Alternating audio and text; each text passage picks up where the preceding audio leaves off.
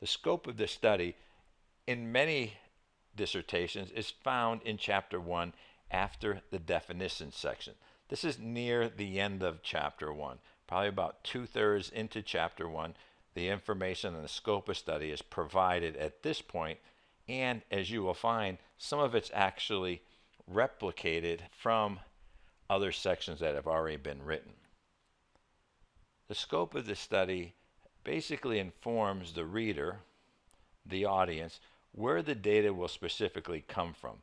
Now, if you're writing a proposal, this is in the future tense. And if it's in the dissertation, it would be referred to as where did the data come from when you did it. So I'm going to refer to this in both ways, but predominantly as the proposal, because that's where more people will find this lesson valuable to them in creating their proposal to get approved. So the section titled The Scope of the Study will give information that you may have already and should have, in most cases, as far as I'm concerned, given it in the purpose statement where you provided what the research method and design was for the study, perhaps what the variables are if it's a quantitative study, and who was going to be involved with getting the data from, or if you want to call it the survey population. As I mentioned, some of the information is repeated, as in many sections of the proposal and dissertation are not necessarily standalone items, but they're also interconnected. So while you may have already articulated this, perhaps even at the end of your problem statement as well as your purpose statement, you're going to repeat it again here. You have to understand that in many instances, the replication is a format that is required. And while it may not seem to make sense early on while you're doing your proposal, just know that it's expected and it's okay. And you don't have to rephrase it differently all the time. There's a reason why it's in many different sections. It's because the reader later may not read your published dissertation from beginning to end. Some of us as consumers of research, we may want to go straight to a section where we know the information's at without having to read everything else. So this section, much like many others, may have information within it that's already repeated. The size of this section varies based on the study itself, and in many instances is related to how verbose the author is, or how much information perhaps a dissertation chair wants in this section. I have examples which I'll show you. One example is 1 paragraph long, whereas in other examples it's 2 or 3 paragraphs long. In most cases, I have found that 2 paragraphs is a good average. 2 paragraphs that are full paragraphs of 3 to 7 sentences around a single point or a single topic, and I'll share examples with you. The scope of this study provides for the data collection method, and it's more than just that you're going to do a survey. You may here want to include that you're going to be doing a survey of 380 people, or you have done the fair share sampling calculation, and so therefore you're given information exactly how many people you will be using here. The scope of the study is giving the audience the opportunity to understand what's the breadth and depth of your survey population. Perhaps what are their qualifications, what are the characteristics, what are the unique attributes that allows one person to be part of your survey population as compared to somebody who's not. And we're really looking for that specific definition, if you will, to show what are the characteristics that you know when somebody is eligible to be part of your survey population and somebody who's not. The scope of the study provides for what is to be done in the proposal, or in the case of what was done in the dissertation. Now, what is to be done in the proposal may mean that you're going to do open-ended interviews with semi-structured questions to be able to do what you want to do to collect the data. It's basically telling the rationale for what's going to happen. Perhaps a little specific in the sense of how you're going to find the people. Are you going to find them through social media? Are you going to do that through an organization that's provided consent?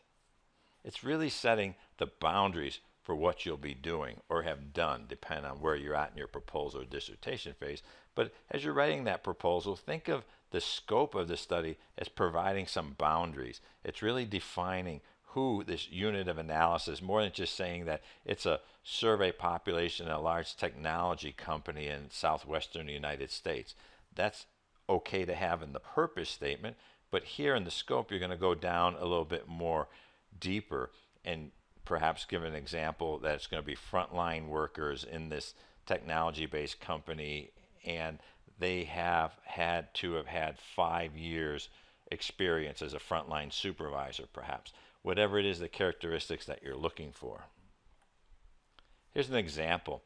If you're studying the cause and effect of burnout in nurses, all the nurses might be too many, particularly even if you're in a large hospital to study them all. But you may want to focus your study just on the NICU, the Natal Intensive Care Unit, and only these nurses that work in that area or are supervisors in that area are going to be the nurses who are going to be part of your survey population.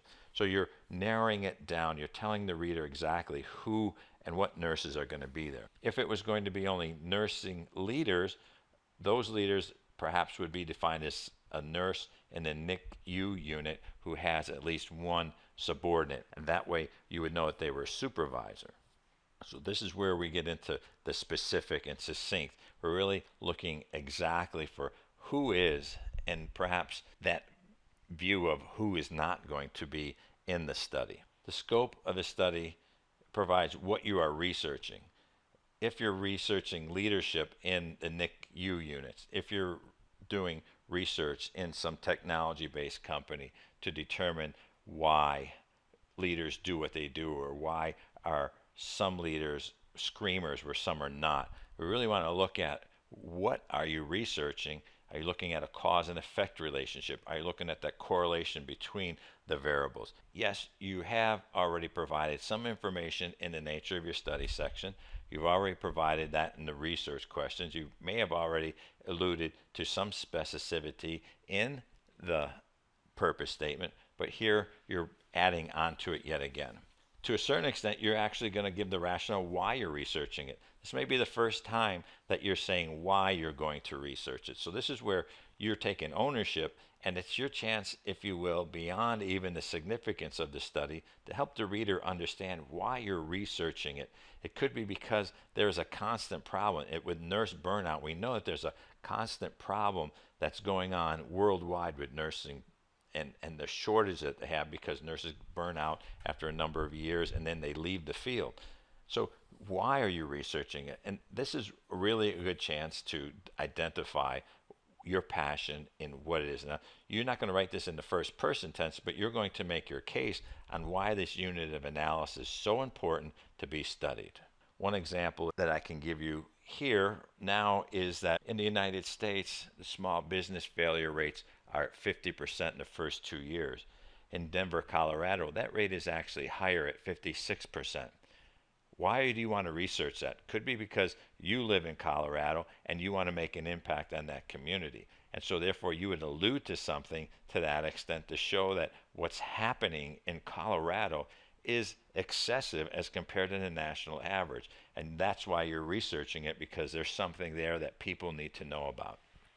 How are you going to research this? It's more about telling the reader that you're going to use survey questions, 27 questions in a survey. If you're using a survey instrument, you're going to indicate here that it has been tested for reliability and validity. You're going to be telling here how you're going to do it. If you're going to do interviews, you're going to perhaps state in this section that you're going to do open-ended, semi-structured interview scheduled for 1 hour, and that the interview is going to be conducted in a private office inside organizations provide you consent. Some aspect of how you're going to do research is going to come out in this section. Now, depending on your university and depending on your dissertation chair will depend on how much information they want in this section. But when you write this section, the majority of your work is already done in chapter 1, the heavy lifting, if you want to call it that. Here, now it's just about getting into details, and this section is actually relatively easy to construct. You can start out this section in each paragraph, perhaps with exact words that I have here. The study focuses on, and tell exactly what you focus on. Or literally the scope of this study is, and what it is that you're going to actually study, and what's that scope. A lot of times people look for fancy words, but in many cases, just like in the purpose statement, the purpose statement starts out with the purpose of this study is. There's no reason why you can't start this section out. The scope of this study is, and give the information. Now, the examples I'm going to provide here are all examples from prior mentees of mine who I have helped through their dissertation process as their dissertation chair. Most of my dissertation students have been very fortunate to get their work passed through their proposal and dissertation on the first time because they've worked very hard, as I'm sure you are. And they were taught early on to pay great attention to details and to proofread their work. Each example from my prior mentees I am using because they have given me written permission to do so. They've given their consent to allow me to use their work. They own it, they have the copyright on it, and I am just using it as part of what I call brain tithing to help share information with other people freely in a manner that's conducive to helping people in this way. Dr. Maria Puente, one of my mentees whose dissertation is titled Selling, the Lived Experiences of Domestic Property and Casualty Insurance Leaders, provides her scope of the study here. The focus of the phenomenological study was on the experiences on selling as perceived by managers of the domestic insurers in Puerto Rico. See how she's showing the scope here to be the managers of domestic insurers in Puerto Rico? She goes on to say that the study was limited to domestic property and casualty insurance companies in Puerto Rico metropolitan area. She goes on to give information about the sample and basically how it worked. She went on to saying using face-to-face interviews. So now I know that all her interviews were done face-to-face, that none of them were done on the phone or on Skype perhaps. And so she's given some information on how she scoped her work, if you will. Now, Dr. Ellen Beatty used in her dissertation titled A Quantitative Correlational Study, Institutional Characteristics and Endowment Investment Performance Following the 2008-2009 Financial Crisis, literally starting out with the scope of this study included higher education institutions within the United States as participated in the 2010 National Association of Colleges and University Businesses Officers Common Fund Study and Endowments. You see, she was able to scope it right down to these institutions in the United States who participated in something in a specific year. She goes on to say these 724 institutions, so the scope we see there, 724 institutions, had endowment values in the range of 425,000 to over 27 billion. And so you can see how she scopes her work. It helps us to understand the level of specificity that she had when she did her work on who was and perhaps who cannot have been included in her study. Dr. Joseph Hagee, in his dissertation titled Influence of Religion and Religiosity on Leadership Practices in the Workplace, a Quantitative Correlation Study, shares his insights in the scope of the study by literally, again, starting out. The scope of this study was the relationships among religion, religiosity, and leadership practices of organizational leaders in the workplace. He goes on to say the potential pool of survey participants was 26, was in the thousands from organizations in Lebanon. The target population consisted of organizational leaders in private, public, governmental, for-profit, and nonprofit organizations with a sample size of 384. Now see how he gets down to giving enough information about who was, and you get a sense of who was not in this actual dissertation itself. I put this next area in italics. The actual sample of the participants in the study was selected randomly among all industry sectors. So we can see also here in chapter 1 how he was able to narrow down his survey population. And that's what we're really looking at in the scope. It's the unit of analysis. And what does that consist of? What's the definition of that unit of analysis? So you know it when you see it.